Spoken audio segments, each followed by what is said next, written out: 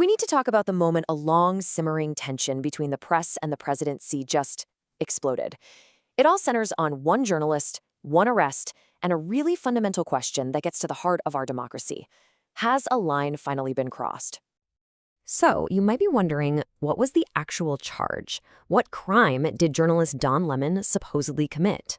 Well, according to the official legal filings, he was arrested for, and I am quoting here, the act of journalism.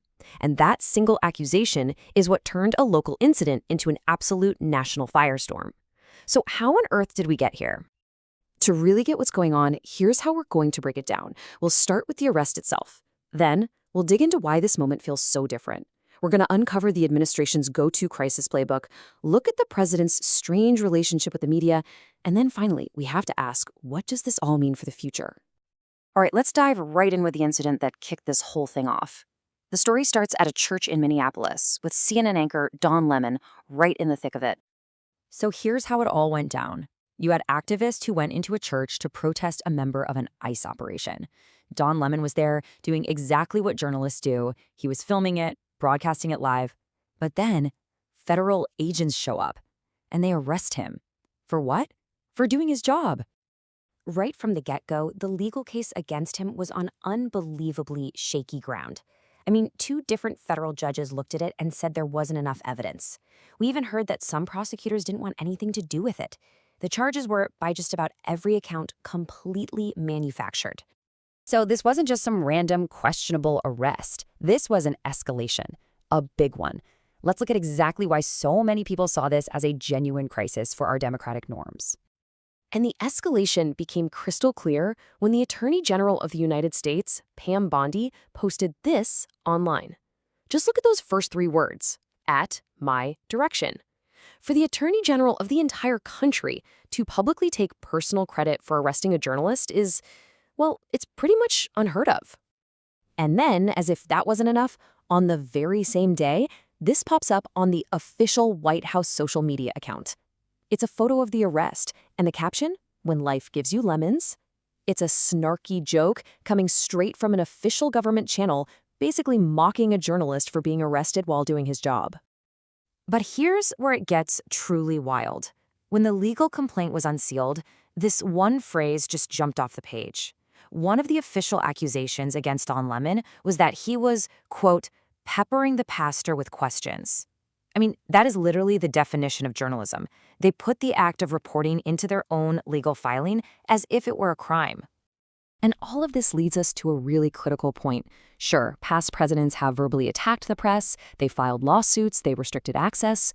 But this seems to be the very first time a sitting U.S. president, through his attorney general, ordered the physical arrest of a journalist. And for a lot of people, that was the moment a crucial line was crossed. So you have to ask, why? Why take such a drastic, unprecedented step? Well, to understand the motive here, you have to look at the administration's familiar playbook for when it gets into political hot water. Whenever this administration feels like its back is against the wall, what's its go-to move? As it turns out, there's a very consistent strategy. Analysts see a clear four-step damage control plan. Step 1, distract. Change the subject from whatever the real crisis is. Step 2, spread disinformation to confuse everyone.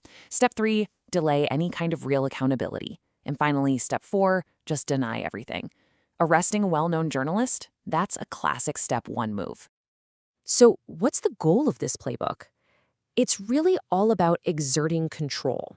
When things feel chaotic, like protests in Minneapolis that are hurting your poll numbers, a shocking move like arresting a journalist is a way to grab the narrative back, shut down dissent, and make it feel like you're in the driver's seat again.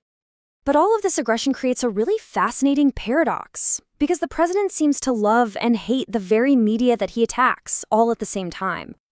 I mean, it's really two sides of the same coin. On the one hand, the president absolutely loves being on TV. He gets the power of the media, and in a lot of ways, he just can't live without the press.